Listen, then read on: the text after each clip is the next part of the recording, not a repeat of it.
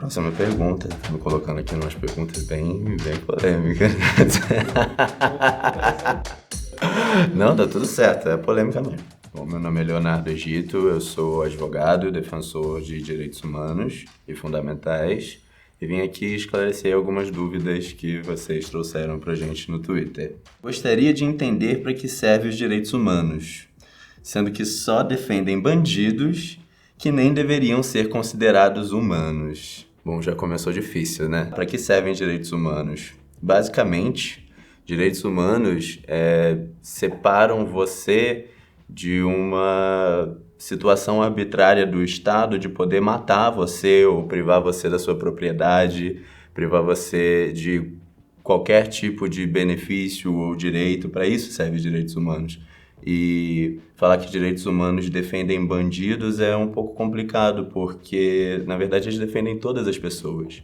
E o que é um bandido? Um bandido é uma pessoa, bom, pelo menos numa visão teórica jurídica, não tão teórica assim. Bandido é uma pessoa que infringiu a lei. E quantas pessoas que se consideram pessoas de bem já não infringiram a lei e a elas devem ser negados direitos humanos? Então eu acho que realmente isso aqui tem que ser revisto. É possível ferir direitos humanos apenas com palavras? Com certeza. Existe o direito à honra, direito à dignidade. Recentemente a gente tem tido avanços no combate contra racismo, contra LGBTQIA+, fobia. Então, as palavras podem ferir tanto quanto os atos, ou até mais. Cara, quando lidamos com indígenas, tem que ter um equilíbrio entre direitos humanos e defesa da cultura. Não pode chegar quebrando a porta e parando tudo que eles fazem, com certeza. Na verdade, não é nem equilíbrio, é o somatório disso tudo, né? De direitos humanos e defesa da cultura. Existe previsão constitucional para os direitos dos indígenas e, bom, isso é emanado do povo e eles fazem parte do nosso povo, eles precisam desse reconhecimento. Eles precisam demais desse reconhecimento, porque a nossa expansão, ela simplesmente ignora a existência, não só deles, como outras minorias também. Direitos humanos, na verdade, deveria se ater em proporcionar direitos humanos a humanos direitos. Realmente, isso aqui é um clássico. E eu gostaria de perguntar até essa pessoa, ou qualquer outra pessoa em casa que pudesse me responder também, o que são humanos direitos? Porque culturalmente não existe um norte a ser seguido. A gente tende a achar que, sem querer adentrar em religiosidade, mas que o homem cristão, que segue todos os preceitos da igreja, ele tende a ser o homem direito, o homem de direito, o homem de bem. Essa ideia de homem de bem, ela é muito ocidental, só que existe um mundo, né? Existe o Oriente, existem mais de 200 países, dentro desses países, diversas culturas. Mesmo dentro do cristianismo que eu citei, só aqui no Brasil tem mais de 100 vertentes, então não tem como você direcionar um direito que é plural para um tipo de pessoa que tem uma conduta e essa conduta, mesmo dessa pessoa, nem sempre é aquela. Então você vai tirar o direito de uma pessoa porque ela não segue uma conduta que você julga que é a melhor. Quem é você para isso, né? O sistema e os direitos humanos foram feitos apenas para promover a agenda progressista. Isso tem que mudar. Isso aqui não é verdade. Isso é uma interpretação usurpada de uma ideologia conservadora. Por quê? Os direitos humanos nada mais são do que direitos plurais de acesso a todos. Agora, essa parte de ser progressista ou ser de esquerda ou dar mais poder à minoria, a dar mais direito a mulheres, mais direitos a LGBT, mais direito a pessoas pretas, isso é uma ideia muito conservadora, porque quando muito, na verdade, a ideia tanto dos direitos humanos quanto da nossa própria Constituição, que é emanada do poder do povo, é você dar um tratamento desigual para desiguais para colocar em pé de igualdade. Então não é para dar mais direito a outras pessoas, é para dar a oportunidade das outras pessoas gozarem dos mesmos direitos que todo mundo pode gozar. Eu queria entender o evangélico que se diz dono da virtude e seguidor de Jesus, mas que prefere lá escutar um candidato defensor de tortura, enquanto renega de imediato alguém que defende todos os direitos humanos. Eu também. Eu não tenho mais o que falar. Eu também, realmente, eu também gostaria de entender, porque Bom, dentro dos princípios cristãos que eu conheço, existe uma máxima que é amar ao próximo, amar ao outro como a si mesmo. Não sou um grande conhecedor do cristianismo, mas acredito que seja uma máxima dessa ideologia que tem sido interpretada de qualquer forma, né? Tem sido interpretada de forma que você ame ao outro desde que o outro seja cristão, que você ame ao outro desde que o outro não seja gay, que você ame ao outro desde que o outro não seja trans, que você ame ao outro desde que o outro concorde com você. É possível um Estado não ser laico e ainda assim defender os direitos humanos? Pensando nisso, enquanto vejo que o Brasil será de maioria evangélica já na próxima década. Sim, realmente, a gente tem um crescimento da igreja evangélica muito grande. Da última vez que eu chequei os dados, foram 61% de crescimento dos fiéis. Só que isso não tem nada a ver com o Estado. Isso é uma expressão religiosa que é garantida, sim, pela Constituição e pelos direitos humanos, pelos direitos internacionais e tudo mais. Mas expressão religiosa e política, elas não se misturam.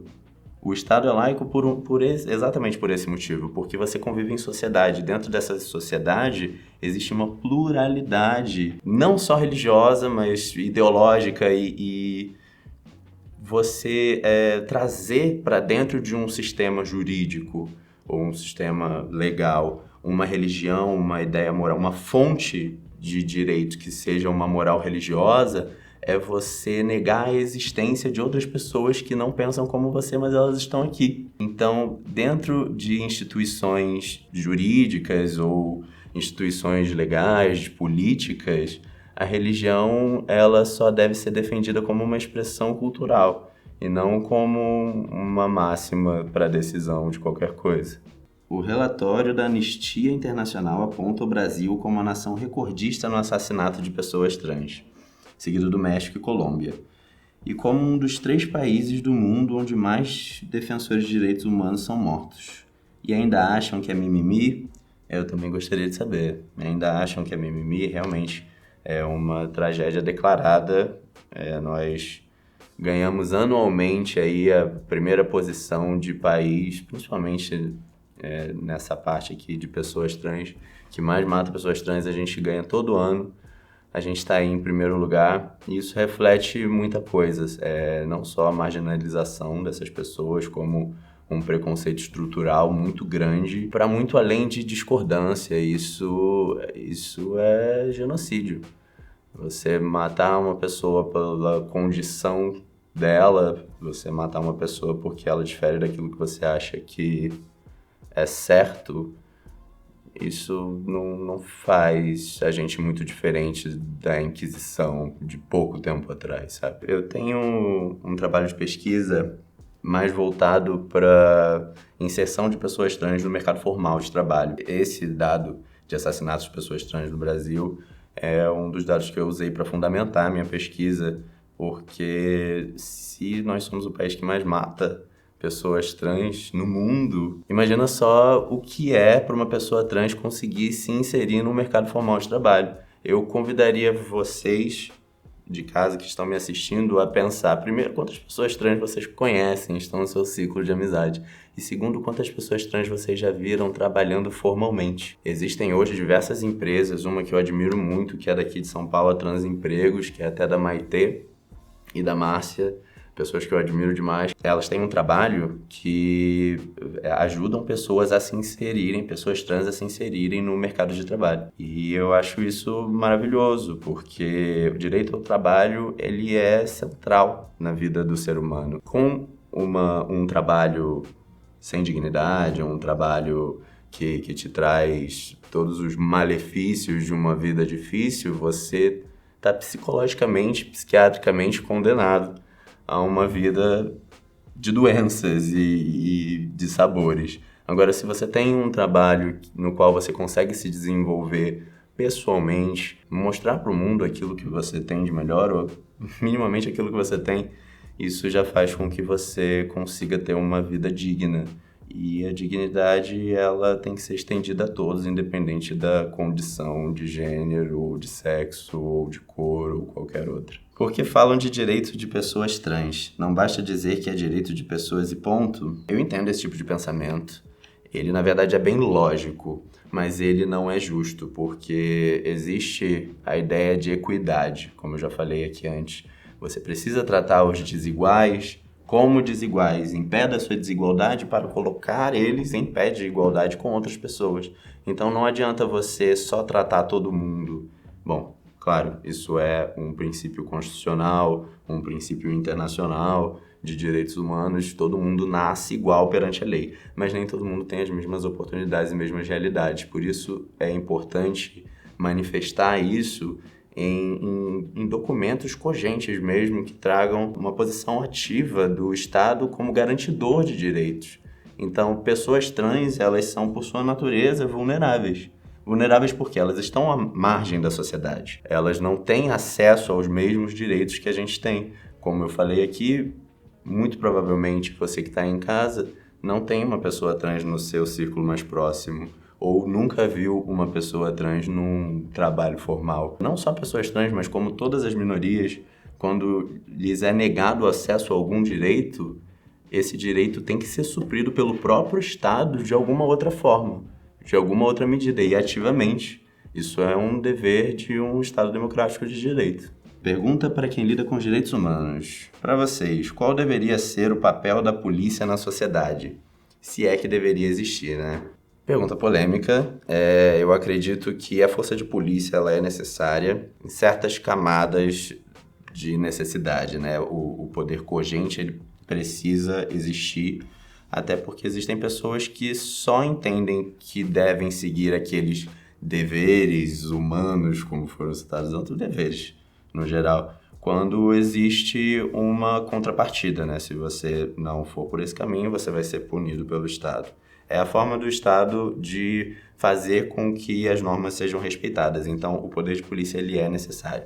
O poder de polícia ele é necessário como ele é usado hoje, como uma forma de punição? Não. E eu também não jogo toda essa culpa para cima da instituição política, da instituição polícia, desculpa, porque o meio que eles vivem e os subsídios que eles recebem, a forma como eles vivem de colocar a vida deles na frente de guerras que não são nossas, são guerras políticas, são guerras ideológicas, por exemplo, a guerra contra a droga está sempre ganhando a guerra contra a droga, e ela sempre vai ganhar, porque, sinceramente, isso não é um problema de polícia, isso é um problema de saúde pública.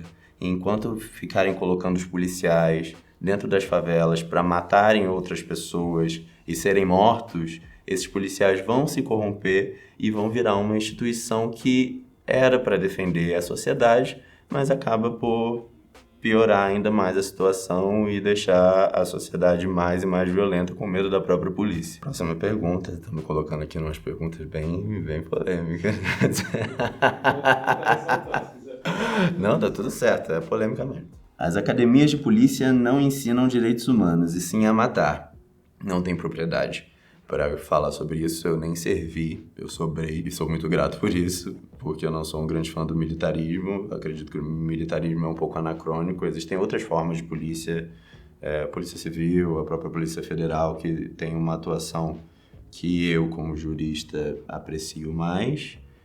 Não sei o que ensinam na academia, mas eu sei, vindo de família com pai policial, avô policial, eu sei que realmente existe uma lavagem cerebral, uma ideologia muito forte, marcante, que eles levam para dentro de casa e acabam transformando as pessoas que participam dela. Agora, se ensina a matar, se não ensina direitos humanos, eu realmente não tenho know-how para afirmar isso aqui. Meu pai policial gerou um filho que discute bastante com ele em eventos familiares até no Natal. Na cidade de Vila Velha, Espírito Santo, gosto dessa cidade, homem mata a esposa, esfaqueia e corta os dedos e orelhas dos filhos, depois liga a polícia e se entrega. Agora terá a proteção do Estado e direitos humanos. Sangue ferve com uma coisa dessa. Realmente esse sentimento que é muito popular quando a gente se depara com uma atrocidade dessas, é de querer ver alguém ser punido, mas isso deve ser controlado. Se a gente tiver uma visão histórica do que o Estado pode fazer se ele não for controlado, se não tiver mecanismos de controle para o poder do Estado na intervenção da vida do indivíduo, o Estado toma conta de tudo. Tudo, suas escolhas, o que você pode fazer, o que você não pode fazer, o que você pode falar, o que você não pode falar. Falar que os direitos humanos não têm que ser observados pelas pessoas que cometem atrocidades é a mesma coisa que falar que eles não têm que ser observados por ninguém. Então, o que está defendendo esse cara que vai ser penalizado dentro da nossa legislação, dentro da esfera penal que serve para isso, que não é nem para punir, na verdade, a ideia da esfera penal, do sistema carcerário, ela também é deturpada. Existe essa ideia de punição, mas, na verdade, é de reinserção social. Porque, agora, logicamente falando, quem é o ser humano como ser falho para julgar e condenar uma outra pessoa perpetuamente por um erro que ela cometeu? Quem sabe essa pessoa aqui não precisa de um tratamento. Eu não estou defendendo o bandido nem a atrocidade que ele fez. Isso é uma coisa horrível e realmente deve ser punido e vai. Mas não com a ausência dos direitos humanos. Os direitos humanos eles têm que permear todos os direitos, inclusive o penal. É o que impede a gente de massacres, de ir para campos de concentração e coisas desse tipo que não há muito tempo a gente estava vendo acontecer. Atuar com direitos humanos me destrói. É um sentimento contraditório, constante de vida e morte. Vida pelo objetivo de emancipar os oprimidos. Morte pela opressão que sofremos de saber que sua atuação tem um limite. Isso é verdade, eu preciso concordar também com esse provável colega que escreveu isso. E até mais, né? Profissionalmente falando, não é uma área que chama muita atenção de pessoas, porque efetivamente você ganhar seu pão com direitos humanos é um pouco frustrante. Frustrante porque você, geralmente quem se inclina para esse lado tem toda uma ideologia social muito forte, tem uma ideia de mundo muito particularmente igual ou que procura pelo menos a igualdade. E não é isso que a gente encontra nas nossas instituições, não é isso que a gente encontra no dia a dia, não é isso que a gente recebe do Estado, que deveria ser o principal defensor dos direitos humanos, dos direitos fundamentais. Então, é frustrante, é realmente uma sensação de vida e morte. Vida porque você defende aquilo que você acredita e morte porque aquilo que você acredita parece que está cada vez mais morto. Brasil, 13 de maio de 2022. Idosa é resgatada no Rio após 72 anos em situação análoga à escravidão. E tem gente que chama a luta por igualdade racial e por respeito aos direitos humanos de frescura ou desimportante. Me entristece muito ler matérias assim, mas é por razões como essa que mesmo sem receber muito por isso, eu opto por continuar trabalhando nos direitos humanos. Eu acho que mais do que qualquer outro direito, esses aqui precisam ser observados agora, já. E uma pessoa viver tanto tempo assim, numa situação degradante, sem nenhum tipo de dignidade, é o que me faz saber que eu estou fazendo algo necessário pela minha sociedade.